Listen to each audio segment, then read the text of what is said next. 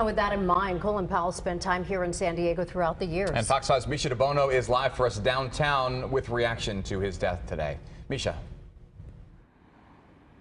Yeah, good afternoon. Again and again, as you just heard, Colin Powell is described as a trailblazer, a man of integrity, somebody who inspired millions.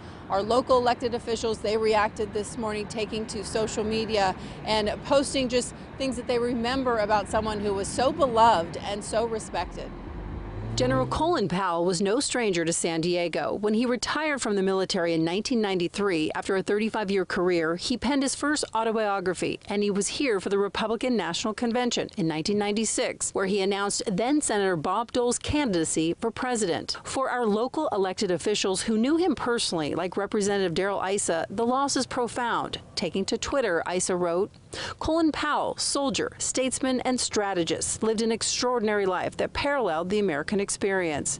His compelling presence and leadership style changed both Washington and the world. In private, I knew him as a thoughtful, considered, and generous man. Rest in peace." Representative Scott Peters wrote, "Secretary Colin Powell was a trailblazer who loved his country. His legacy of courage and integrity as a veteran, leader, and devoted public servant will never be forgotten." Representative Sarah Jacobs also took to Twitter, writing, "Colin Powell served his country for 4 decades and inspired millions as the country's first Black National Security Advisor, Chairman of the Joint Chiefs of Staff, and Secretary of State. My thoughts are with his family and loved ones, and may his memory be a blessing." Senator Alex Padilla wrote, "He was a trailblazing public servant and patriot who dedicated his life to our nation."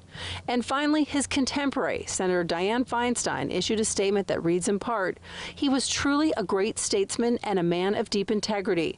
I hope that people will reflect on his passing and remember a man who served his country with compassion and honor."